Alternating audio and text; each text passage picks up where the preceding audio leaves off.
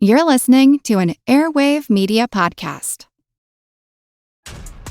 This episode is brought to you by Essentia. A better you starts with better hydration. Essentia is on a mission to inspire people to do what matters most. Their proprietary ionization process transforms water from any source into ionized alkaline water, providing water that's 99.9% pure with a pH of 9.5 or higher. Essentia Overachieving H2O, the #1 ionized alkaline water. Shop now. There are two things that are absolutely true. Grandma loves you, and she would never say no to McDonald's. So treat yourself to a Grandma McFlurry with your order today. It's what Grandma would want. Ba-da-ba-ba-ba. At participating McDonald's for a limited time. Recorded in Chicago, Illinois, with your hosts, Ken, Matt, Neil, and Jeff. This is Triviality.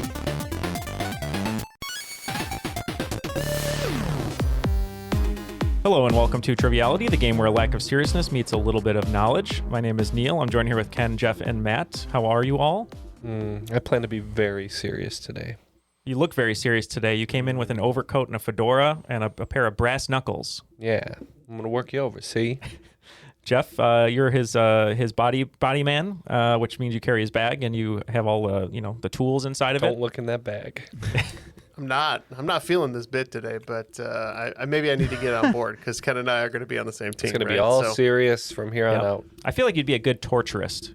That the mob would hire you, you'd come in with a bag and you'd bring out some tools and say, I'm going to get the truth out of you. No, Is it safe, Jeff? I'm really bad at telling stories, so I'm rather the tortuist, if you will. You just tell people I'm actually until they give up and say, I'll tell you everything. Matt, are you the torturer or the tortured? Generally tortured, yeah. That's retail life for you. What about right now, in this moment? The Bulls Tortured? are down 20, so yes, tortured. Tortured sports fan. Well, speaking of tortured, the weather's getting nicer, so we're not really tortured with the cold weather Don't talk anymore. about the damn Weather. weather. We've had it, Neil. We've had it. I was just doing it to get a reaction out of Ken, but it is fitting, though, because this is the beginning of May, and we're super excited that warmer weather is on the way to rhyme the term May.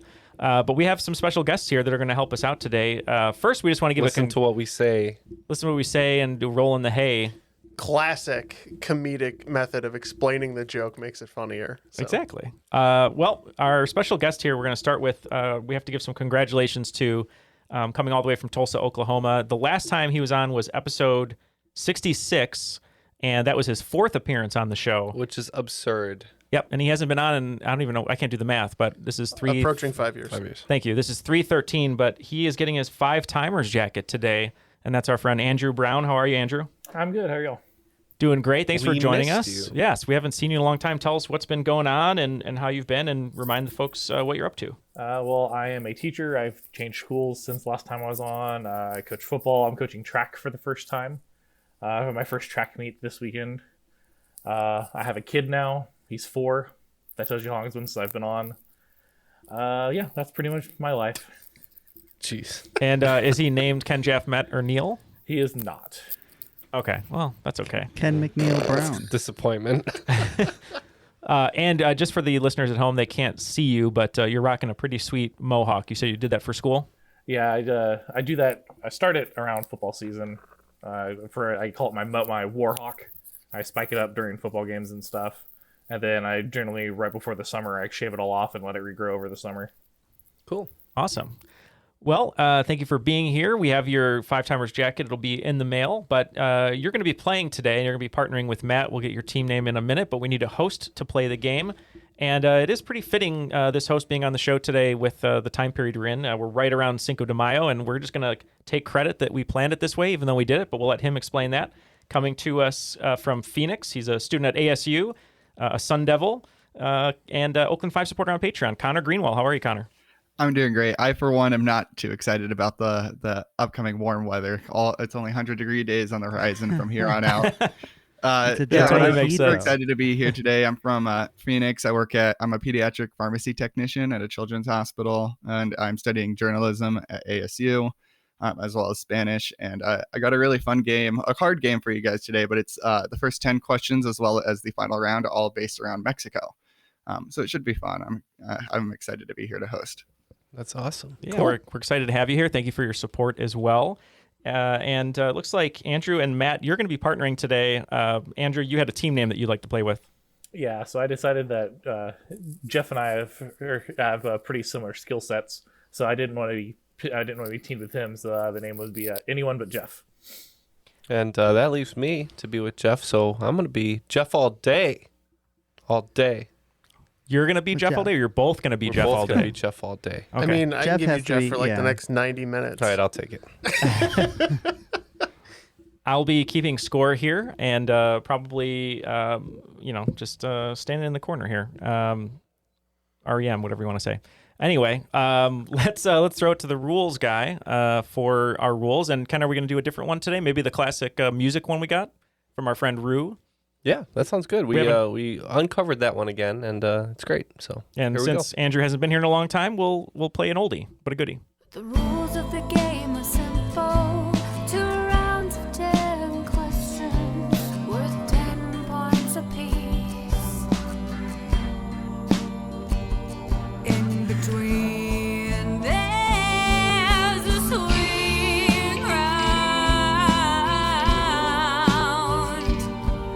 And after that, the wager points they've got 5 categorized questions, give it their best shot to be the cream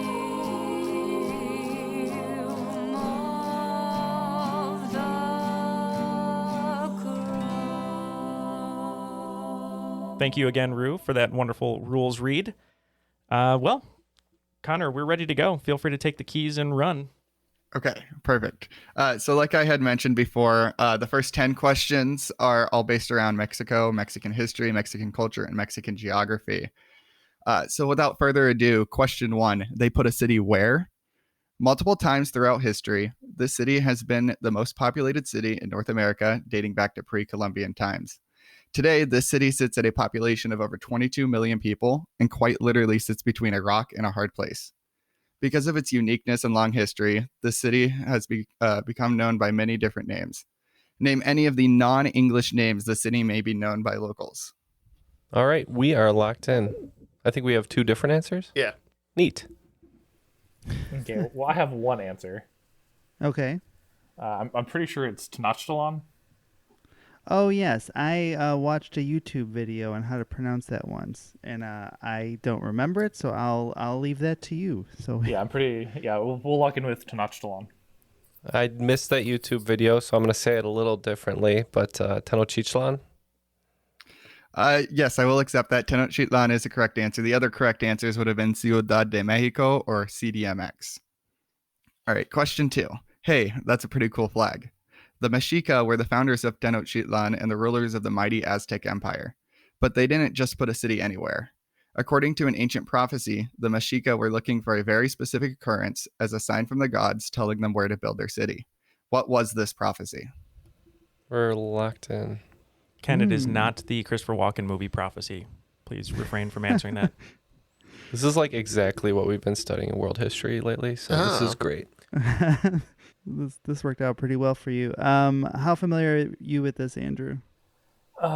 So I think it's something to do with like either an eagle or a snake. I believe it has to do with both. I believe it is an eagle with a snake in its mouth. Yeah, I believe it's something like that. 'Cause it has to do something with like Quetzalcoatlus or something. Yep. Yeah. So I don't know how to exactly phrase the answer, but I think eagle with the snake holding a snake is good enough. So we'll lock in with that. Okay. Yes, the way that they decided on the location of Tenochtitlan was they found the eagle with a snake on a rock in a lake. So they're like, that looks good. What can we bake? Well, that is correct. It was an eagle eating a snake sitting on a cactus in the middle of a lake. So question 3, men's warehouse winter beverage. The Mexica finally saw their prophecy come true in 1325 on a small island in the middle of a lake in the Valley of Mexico. This lake is where modern-day Mexico City sits, but at the time was the key to the rapid growth of Tenochtitlan, as the lake allowed for the construction of many complex canals that were used for efficient irrigation as well as transportation throughout the city and empire. What is the name of the lake? You're gonna like the way we answer. I actually don't know. All right. Well, we don't know this one as it turns out, so we're going to go the rock with the cactus and the eagle and the snake. Lake, eagle, rock, snake, cactus. Yeah, that sounds good. That's right. Rock, flag, and eagle, Charlie. And it was strangely in English. Yeah, wonderful. The name of the lake. My knowledge of this is no bueno. I don't know this at all. Do you have any idea? No, I'm just trying to think about the title. I'm trying to figure out what would be a beverage at Men's Warehouse. Yeah, Lake Cerveza Pantalones. I got nothing here. I really have absolutely nothing. Yeah, I don't either. Unfortunately, that's incorrect. It's Lake Said coffee Texcoco. suits? Oh. Not coffee suits. Lake Texcoco. That's right. Okay, question 4. Sugar were going down. When the Spanish arrived in the 15th century, they violently overthrew the Mexica and renamed Tenochtitlan Ciudad de Mexico, completely disregarding the Mexica culture. As part of slowly replacing the history of the great city, the Spanish filled in the canals and destroyed much of the infrastructure to replace it with European-style roads. Eventually, the urban sprawl of the city fully consumed the lake, cutting off the only natural water supply to the city. As a result, the massive city has resorted to pumping the groundwater beneath the city, resulting in what dramatic consequence? What do you think that consequence would be, Andrew? I mean, I imagine it sounds kind of like desertification Yeah. of the area. I don't know how specific it needs to be or anything, but it kind of sounds like how that is. Yeah, there's no basically it's a dry land now, so Yeah, so I think desertification would be a good answer. excellent. We're locking in with desertification. All right. They say desertification, which is my favorite thing to do after dinner. But what do we say? I'm pretty sure this has caused some substantial sinking of the city. Significant sinkage is what you're saying. Yes. I think it's on the order of 10 or more feet that it's already sunk. They were on a pool. Oh. So that is correct. The city is sinking at a rate of 1 meter per year. And Whoa! Yeah, it's pretty extreme. And I don't think Mexico City is going to be seeing desertification anytime soon because they actually receive twice the average rainfall of Seattle. Wow. Ooh. We're getting all these bonus facts too. Would have thought.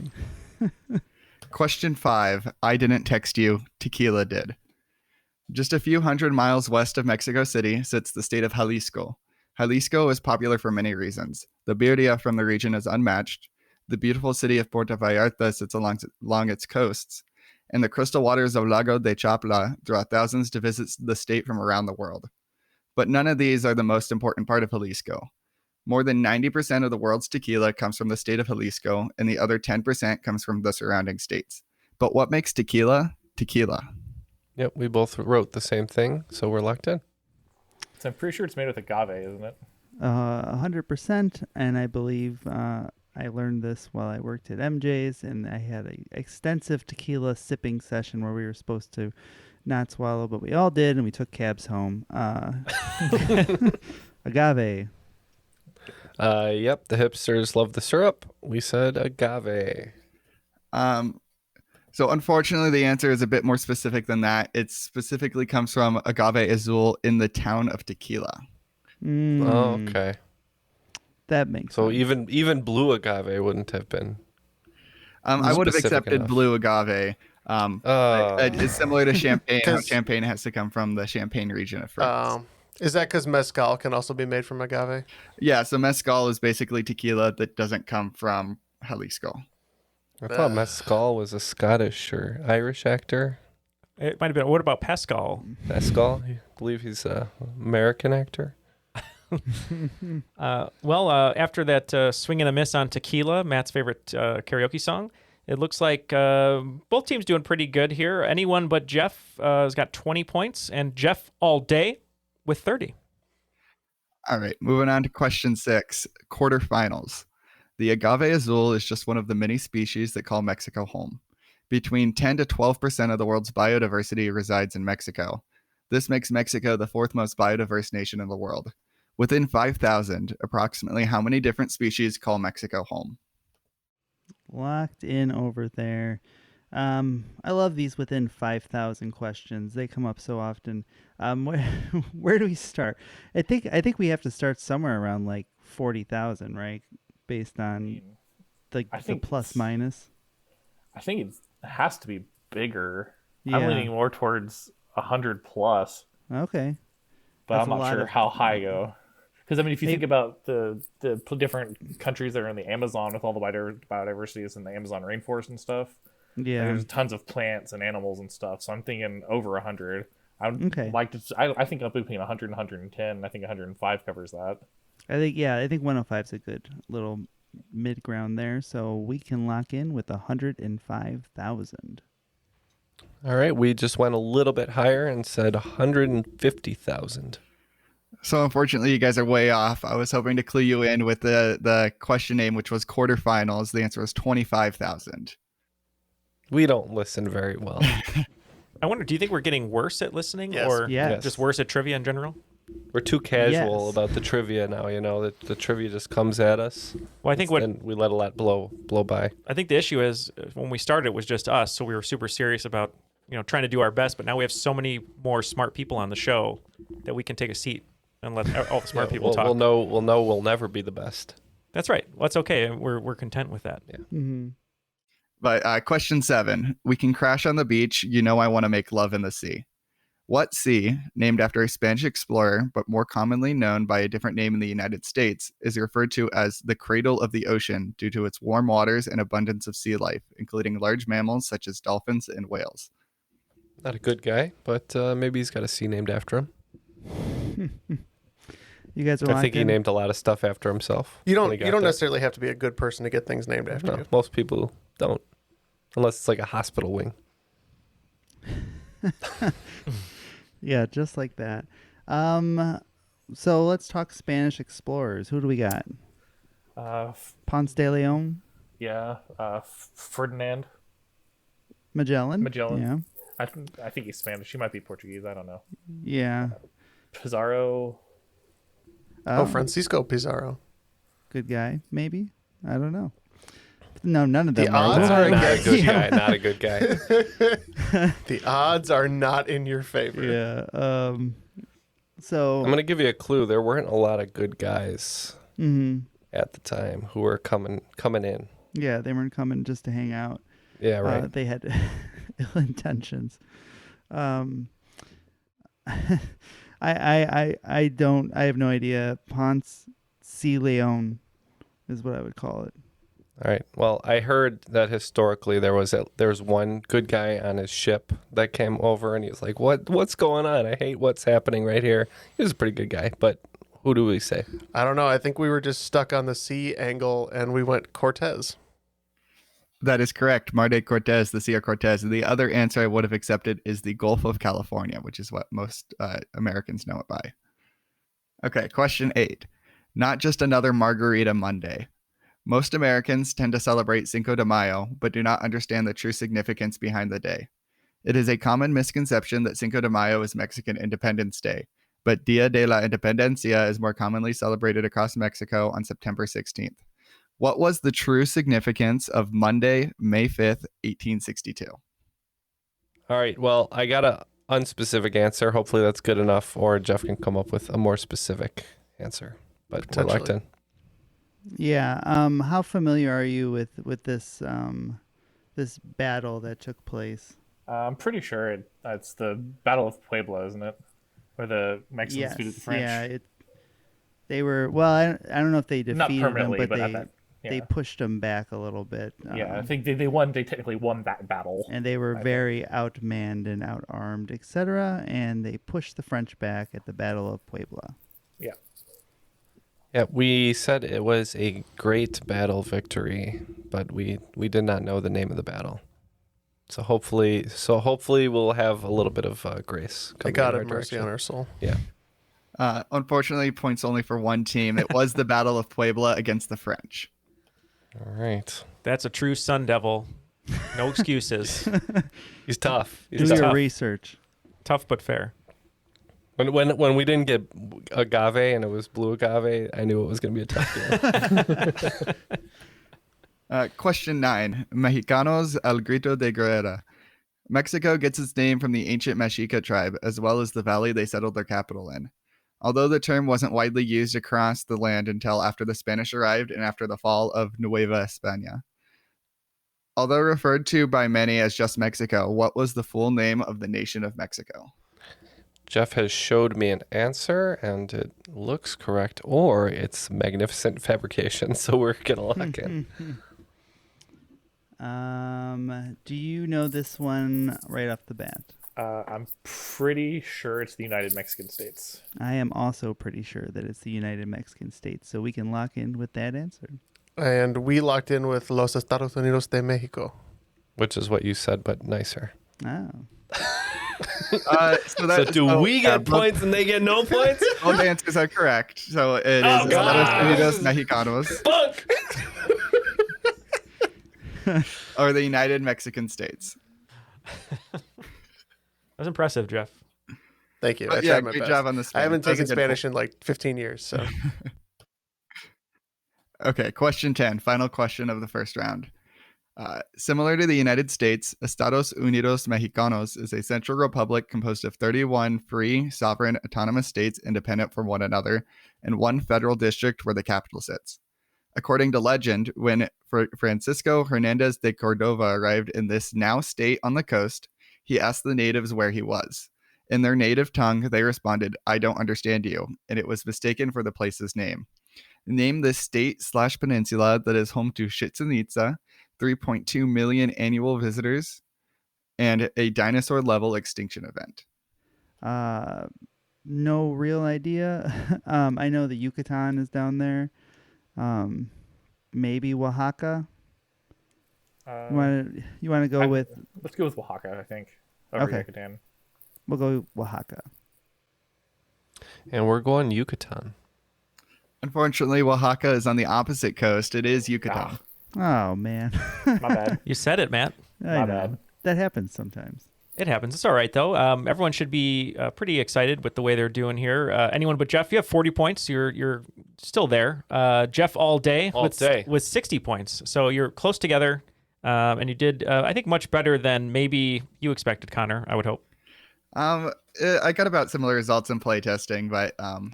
So we're average. We're not special. We're about average. Sorry. We're not Louis. And we are going to be, for the second round, we're going to be should have picked Jeff. Just so you know.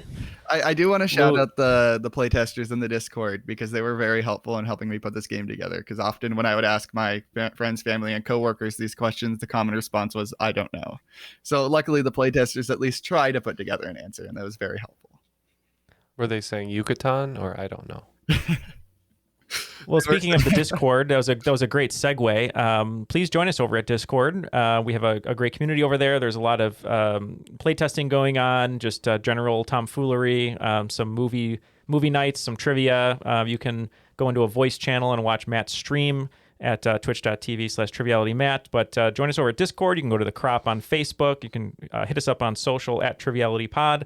But our most important social is Patreon. And Andrew and Connor have been a part of Patreon, so we'd like to thank them. But also thank everyone who's joined us or who will join us. You can go to patreon.com/trivialitypodcast for a lot of wonderful perks. And Jeff, I haven't thrown it to you randomly in a moment, so do you want to just give a little shout out about what people can expect over there? Absolutely. What you can expect from Patreon is a huge thank you for your direct support for us.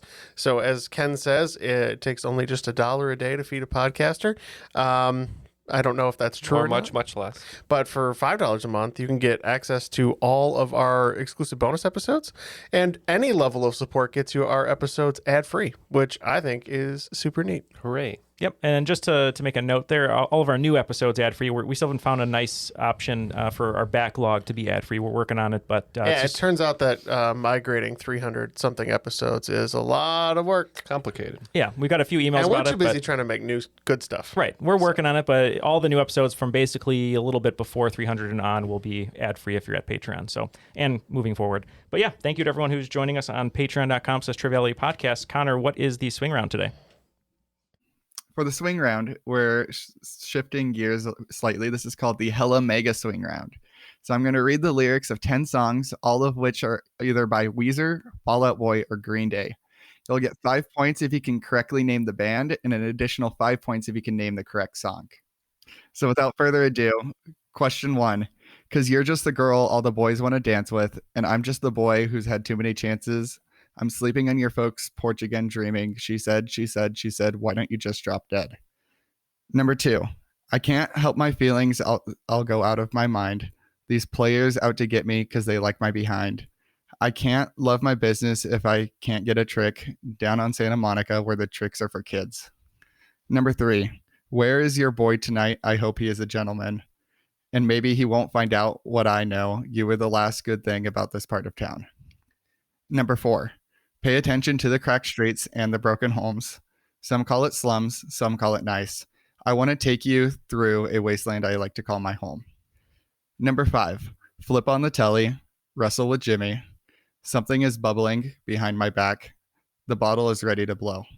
Number 6, hear the dogs howling out of key to a hymn called Faith in Misery, and bleed, the company lost the war today. Number 7, I heard you crying loud all the way across the town because you've been searching for that someone and it's me out on the prowl. And you sit around feeling sorry for yourself. Number 8, she says she's no good with words, but I'm worse. Barely stuttered out of a joke of a romantic stuck to my tongue. Weighed down with words too overdramatic. Tonight, it can't get much worse versus no one should ever feel like. Number 9, come sit next to me. Pour yourself some tea. Just like Grandma made when we couldn't find sleep. Things were better then, once but never again. We've all left the den. Let me tell you about it. Number 10. Do you know what's worth fighting for when it's not worth dying for? Does it take your breath away and you feel yourself suffocating? Does the pain weigh out the pride and you look for a place to hide? Did someone break your heart inside? You're in ruins. All right, the competitors are going to go over these questions, and we will be right back. There are 2 things that are absolutely true. Grandma loves you, and she would never say no to McDonald's. So treat yourself to a Grandma McFlurry with your order today. It's what Grandma would want. Ba-da-ba-ba-ba. At participating McDonald's for a limited time. Ryan Reynolds here from Mint Mobile. With the price of just about everything going up during inflation, we thought we'd bring our prices down. So to help us, we brought in a reverse auctioneer, which is apparently a thing. Mint Mobile Unlimited Premium Wireless. How to get 30, 30, bit to get 30, bit to get 20, 20, 20, bit to get 20, 20, bit to get 15, 15, 15, 15, just $15 a month? Sold! Give it a try at mintmobile.com/switch. $45 up front for 3 months plus taxes and fees. Promo rate for new customers for limited time. Unlimited more than 40 gigabytes per month. Slows full terms at mintmobile.com.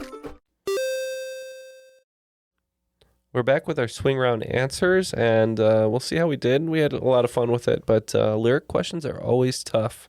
So let's get the first set of lyrics. We'll see how this goes, though. Question 1, because you're just the girl all the boys want to dance with, and I'm just the boy who's had too many chances.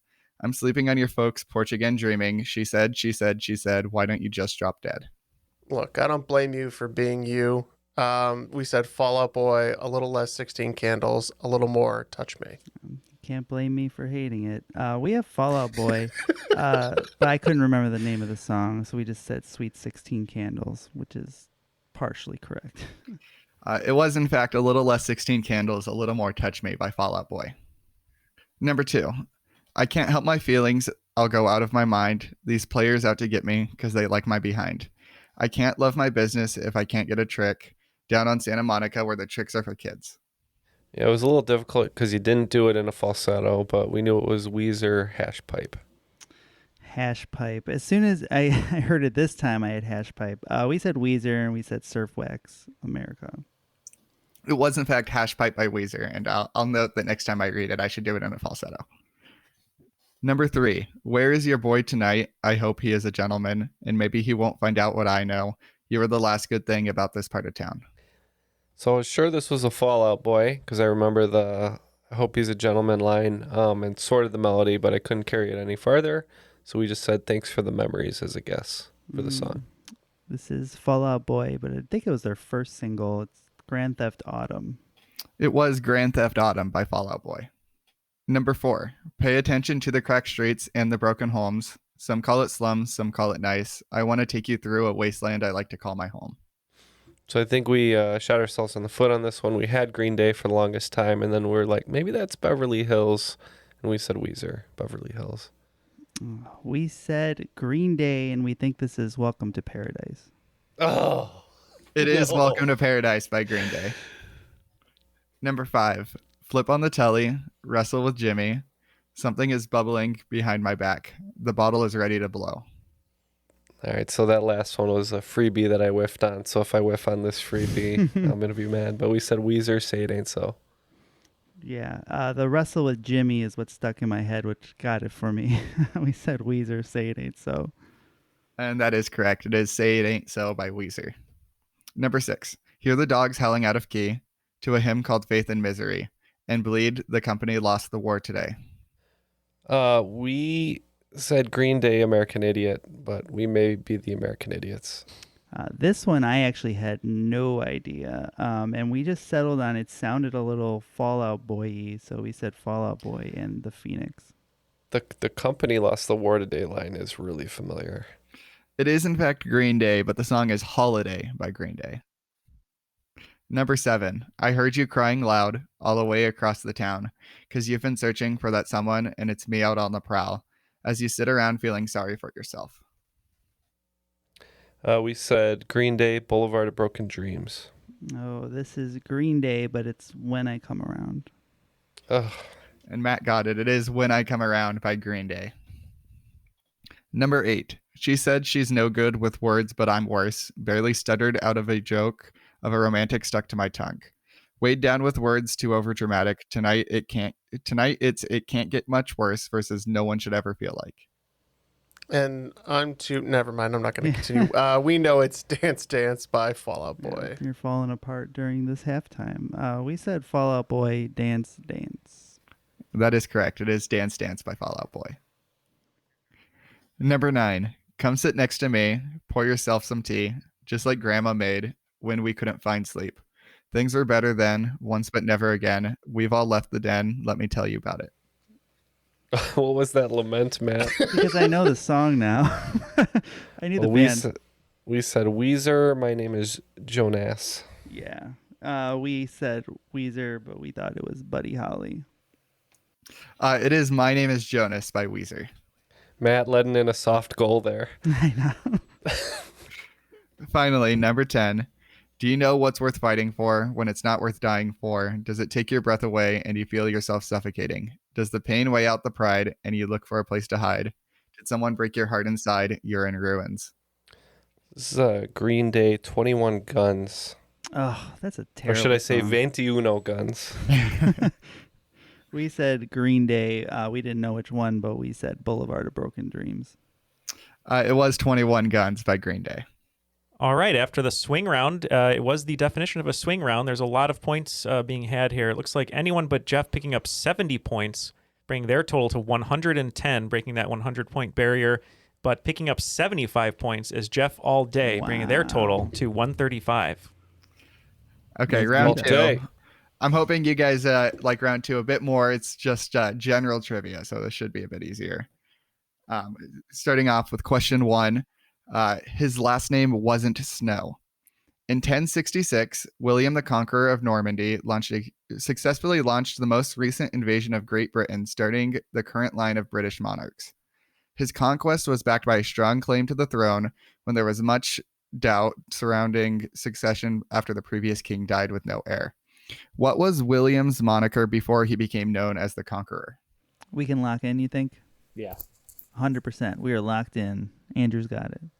So William the Bastard? Probably. You think so? Could be. His last name wasn't Snow. Right. Is that? And Snow is the bastard name that people are given in the North in Game of Thrones, right? Yeah. It's not just like the white? No. Okay. We're going to say the Bastard, which is what I call Jeff too. Jeff the Bastard. Yeah, and I agree. It's William the Bastard. That is correct. It is William the Bastard, which is just... I should have called him Billy the Bastard. See, it rings off the tongue so much better. That's his WWE name. If someone called me Jeff the Bastard, I would definitely invade England. Then you could be Jeff the Conqueror. I need a rebrand. Question 2. There are many repeat city names across the United States. For example, I grew up in Miami, but it was a small mining town in eastern Arizona. What city name occurs the most times in the U.S. with 88 different municipalities? All right, we have a little hunch here, so we're going to go with it. I read this not that long ago, but I can't think of it. It's interesting in the sense that if there's 88, there are multiple states that have multiple cities with the same name, or at least some variation of it. Do you think it's named after one of the presidents? Is it like a Jefferson or Lincoln? I bet.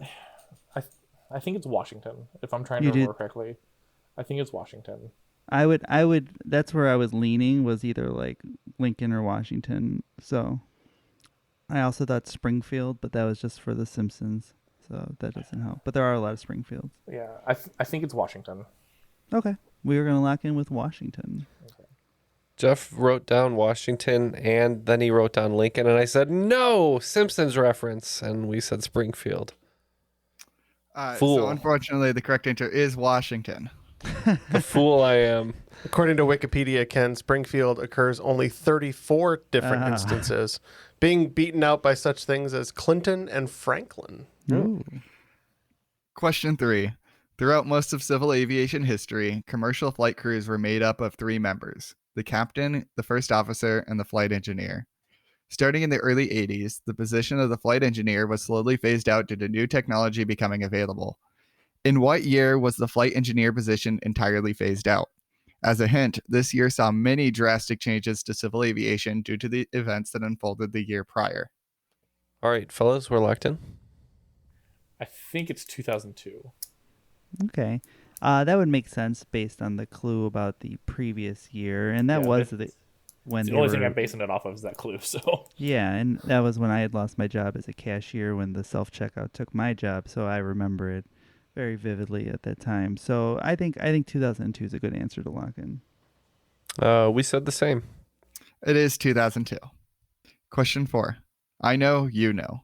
The actor most well known for playing Sean Spencer in the hit show Psych recently changed his stage name to his birth name to be more in touch with his Hispanic heritage. By what name does the actor go by now? It's an acting question, Ken, so... I can't answer a single Psych question, right, Neil? And I'm not going to start now, so I don't know. Are you familiar with this television show and actor? I love Psych, and I love James Roday Rodriguez. Ah, yes, 100%. we are binging it from the start. My girlfriend has discovered it, and we love it in this house. And it's James Roday Rodriguez. Great pull, Andrew, because it is, in fact, James Roday Rodriguez. I've heard it both ways. That's for the six of you who watch Psych. Okay, question 5. The longest contiguous border in the world is between the United States and Canada and spans a massive 5,525 miles, or 8,891 kilometers. This is a massive difference between the world's longest border and the world's shortest border. Spanning only 0.15 kilometers, name what 2 African countries share this border. So it looks like Matt and Andrew are locked in. Jeff was over here thinking quite a bit. What are you thinking, Jeff? Not good things. I think I'm in the right area. There's like 4 countries that nearly come together in Central Africa, and I'm trying to remember. So I'm guessing it's one of those borders, unless there's something else obvious that I forgot. So, yeah, we're just going to say Namibia and the Democratic Republic of Congo. All right, Andrew, go over your African geography that you're an expert in. Well, not an expert, but I'm decent. So This is part of the world that I taught for 4 years with 7th graders. And I was about 90% sure one of them was Zambia, and I was trying to remember what was around Zambia, and we decided on Zambia and Botswana. So Matt and Andrew got it. It is Zambia and Botswana. Well, 2 interesting things happened there in the first 5 questions of the second round. The first one was anyone but Jeff batting perfect with 50 points, bringing their total to 160. And the second interesting thing is that's a lead change because Jeff all day picking up 20 points and their total is 155. So anyone but Jeff in the lead by 5 points. Okay, question 6 is a math question, so you'll want to write this one down. So the scenario is you are a pharmacy technician working in a hospital dispensary. You will be preparing a batch of intravenous medication with the following parameters: How many vials of cefazolin, as listed below, will be required to prepare the batch? The orders for cefazolin 1.5 grams intravenously every 8 hours. You are supplied with 1 gram vials, and you need to prepare a 2-day supply. You get 1.5 grams every 8 hours, so you need 2-day supply. So that'd be 6 sets of 1.5 grams, which would be 9 1 gram vials. So 9. So 9 is our answer. Yes, and in the exact same way but different, we said that 8 is 1/3 of a day, so we just multiplied 1.5 grams times 3 times 2, and then divided it out by 1 and got 9. That is correct. The correct answer is 9 vials.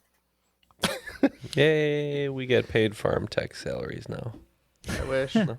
Nobody in the playtesting got that correct. Wow. Wow. Just don't listen to Triviality for more than 4 hours. You have to go to your doctor. 1.5 grams of Triviality every 8 hours. Yeah, definitely don't listen to 4 hours of Triviality and then call your friends and brag about it. Especially if you have an erection the entire time. Yeah, don't email us if that's the case. Just keep it to yourself. No, please do email them. See a doctor. Please do email Triviality if you have an erection. Okay, question 7, the Neil question. In the United States, the MPAA is responsible for setting the criteria and rating movies. The criteria limits factors such as violence, language, nudity, and other content that may not be appropriate for certain age groups. For example, most PG-13 films are allowed 1 use of per film, but like most rules, there are exceptions. This 1987 film used the word twice in one scene. Later in this film, there is a surprise cameo, but they couldn't get Chris Hemsworth because he was probably too young to be cast in this role at the time. What was this film? Reluctant. So the cameo is Thor, and I think this might be the Hercules movie that had, was it Dolph Lundgren? Was he Hercules? I think it might have been him. I think that this might be a Hercules movie. I was trying to think that Chris Hemsworth. What else has Chris Hemsworth played? Black Hat. Not the Only Neil saw that. I don't know. I don't really have an idea, so we can go with what you said. That's fine. Okay, we're gonna go Hercules. All right, I don't think it's the Adventures of Hercules, but I think it's the Adventures in Babysitting, because Thor would be what's his name again? Vincent D'Onofrio. Vincent D'Onofrio. It is in fact Adventures in Babysitting. Yeah, Matt, you were thinking of Masters of the Universe, where Dolph Lundgren plays He-Man. That is what I was thinking of. Question 8. The United States military uses a highly customized operating system on their warships, especially their nuclear submarines. Because they are some of the last users of this OS, they have dubbed it Windows for Warships. What is the base operating system for Windows for Warships? All right, we are locked in with an absurd answer. Just absurd. It might not be absurd enough. We'll see. It's like, how far back are you going? Windows 3.14 or whatever that was. 3.14159. Yeah. Yeah. That was a good release.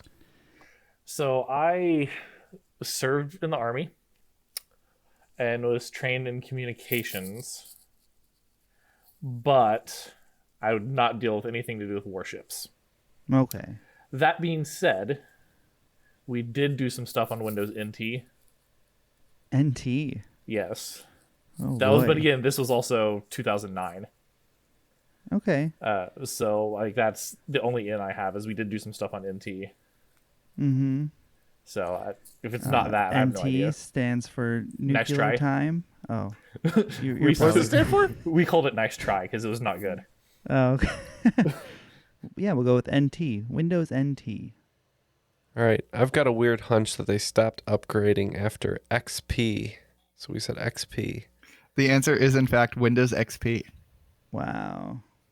Well done, Ken. I think I heard that somewhere I was going once. too far back. I was like, I it's was starting at insane 95 and working backwards. that our national defense hinges on XP. I swear, some of the stuff runs on DOS. I'm sure of it. Like, okay, question 9. Before I read this question, I want to say the clue on this question for question 9 is my favorite one that I've written. So I hope you guys are able to clue into that.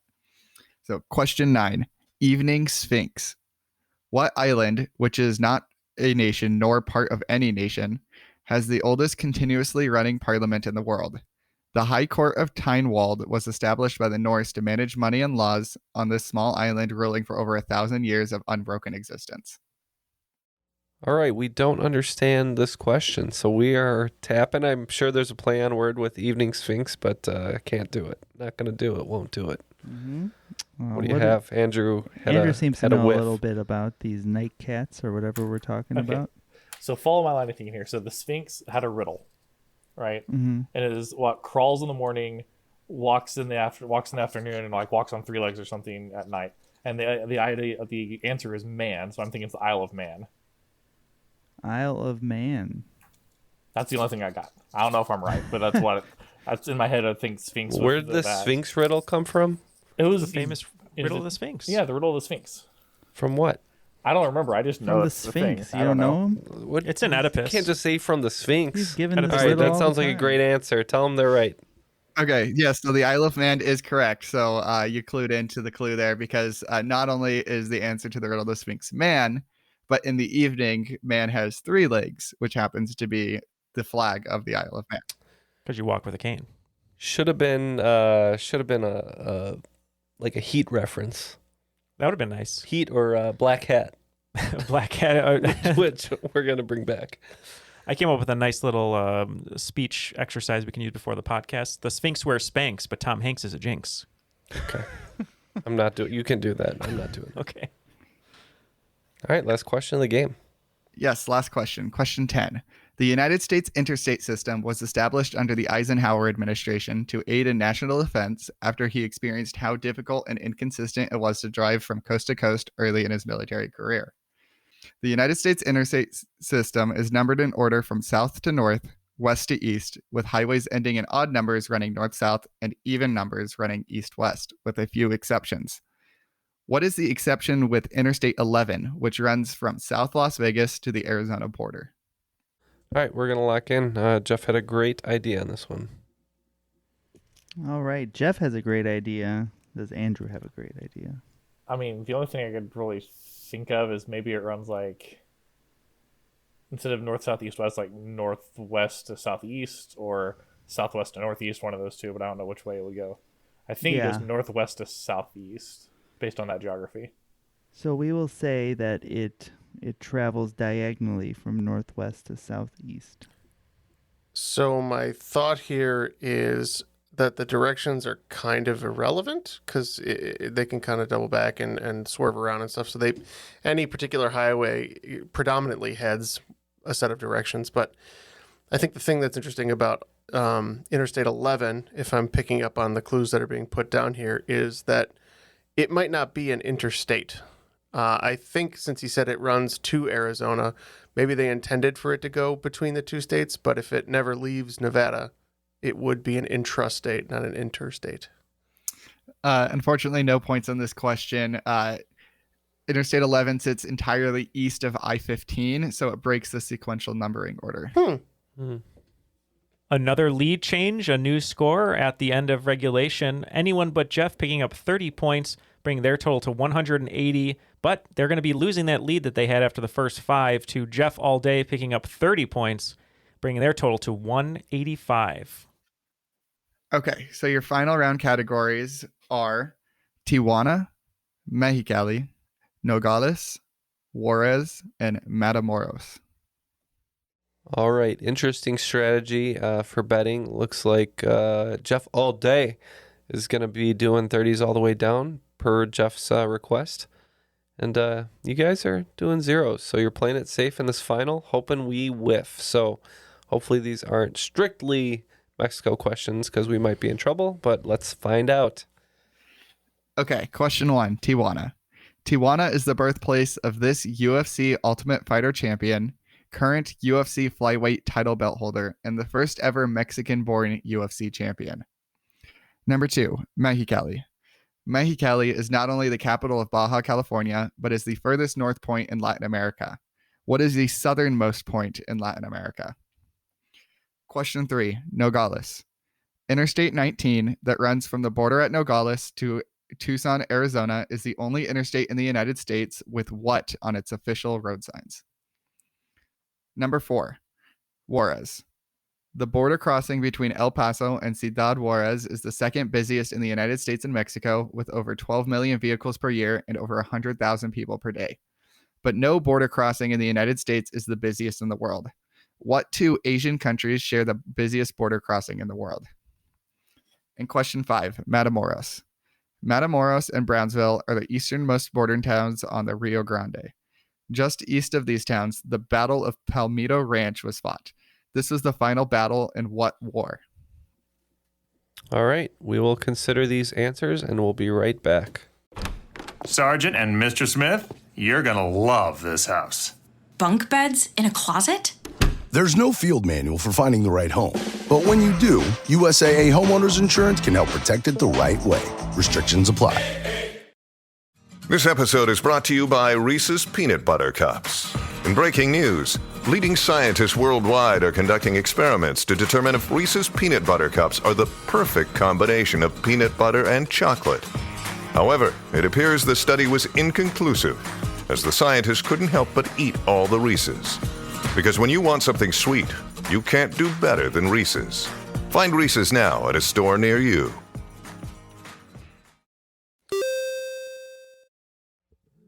The answers are now locked in, so it's time to find out who will be the cream of the crop with these answers. So what are the questions one more time? Question 1, Tijuana. Tijuana is the birthplace of this UFC Ultimate Fighter champion, current UFC flyweight title belt holder, and the first ever Mexican-born UFC champion. Okay, so you said flyweight, so I wonder if that's maybe a female fighter. And I can name maybe one, and we said Namajunas. Okay, this was actually the only one we knew for sure. And it's Brandon Moreno, but we're just going to lock in Moreno. It is, in fact, Brandon Moreno. Question 2, Mexicali. Mexicali is not only the capital of Baja California, but is the furthest north point in Latin America. What is the southernmost point in Latin America? Presuming that this is in South America somewhere, we said Cape Horn. That was about as south as I could name. Yeah, we didn't really know this one either, and we didn't want to think too hard about it. And I think Tierra del Fuego is somewhere south, so we said Tierra del Fuego. It is Cape Horn in Chile. Question 3, Nogales. Interstate 19 that runs from the border at Nogales to Tucson, Arizona is the only interstate in the United States with what on its official road signs? So we're going to say that it is the only interstate with kilometers as the official measurement, as opposed to miles. That's an interesting thought. We said it's the only one with Spanish language on it. It is the only United States interstate with the official road signs in kilometers. Question 4, Juarez. Basically, what 2 Asian countries share the busiest border crossing in the world? I believe that this is Malaysia and Singapore. We really hope that it's our answer because we need them to get this wrong. And we said it's China and India. At over 350,000 people per day, it is Malaysia and Singapore. Question 5, Matamoros. The Battle of Palmito Ranch was the last battle in what war? This one really bugged me for a minute because I kept trying to think of Mexican wars because that's kind of the vein we've been in. And then I realized it's not, and I think it's the American Civil War. Yeah, we didn't think about it too much because we didn't bet 0. We said Spanish-American War, but yeah, I was thinking about it, and I'm pretty sure it is the Civil War, and it was in Texas. It is the United States Civil War. Well, the scores have been tabulated, and anyone but Jeff trying the strategy of zeros all the way down, which was a good strategy. It just didn't pan out for them because Jeff all day picking up 90 points, bringing their total to 275, making them today's cream of the crop. Are you Carly Simon? Because nobody does it better.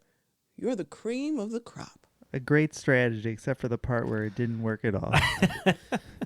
Got to give it up to my boy Jeff here, pulling us through the final round there. I did pull my weight in the regular game, but yeah, we wouldn't have gotten. You came through hard. We wouldn't have gotten that far if it wasn't for you. So you went limp in the final round, but Jeff carried you to the promised land. That's right, it's like Sam and Frodo. Exactly like Sam and Frodo. Thank you, Sam. Thank you, Mr. Frodo. All right. Well, now that it's got weird in here in the Triviality Sweat Lodge, we're just going to go thank our guests for joining us today. So, Five Timers Club for Andrew. Thank you so much for hanging out with us. Sorry it took, 5 years for you to get back here, but it's always a pleasure having you. Any shout outs, anyone you'd like to say hello to, parting words before we let you go today? Nope. Just I'll probably play this for my students at some point. Especially my AP kids, because we'll be done with the AP test by this point, so we don't really have anything else to do for them. So yep. All right, well, I'll bleep the dirty stuff mostly. Yeah, shout out to the kids. Hope you enjoy this episode and maybe come along with us for the rest of them and some of the old ones too. So thanks, Andrew, for joining us. And Connor, wonderful game. Thank you for just having a bunch of different flavors in this game. And we learned some things and we found some things out. There was a little bit of follow-up, a little bit of everything. But any shout outs or final words from you? Yeah, thank you for having me. I do have a few shout outs. I wanted to thank Louie, Casey, and Hannah for all helping with the playtesting. I also need to shout out my coworker Flo, who swapped shifts with me so I could be here today, or else I wouldn't have been able to record with you guys. I also have a podcast of my own that's travel-based. It's called Voyage Sphere. It's on Spotify if you want to check that out. Thank you once again, Connor, for putting together today's game. And one more big thank you to Airwave Media, our new network. If you go to airwavemedia.com, you can find a lot of great shows to listen to on top of ours. And Ken, what are some of those shows? Well, you got Fork in the Road. You got Southern Gothic. That one sounds good. And you got Facts. I think Your Brain on Facts. Your Brain on Facts, yes. The Moxie logo LaBouche. just says Facts. It does. It's a good logo. It's a brain and facts. Yeah, the logo is more facts on your brain, but either way, Your brain on facts. Excellent show. So yeah, definitely check out airwavemedia.com. Go to patreon.com/trivialitypodcast to help support the show like all of the wonderful listeners who do. And for Jeff, Ken, Matt, Andrew, and Connor, my name is Neil, and that was Triviality.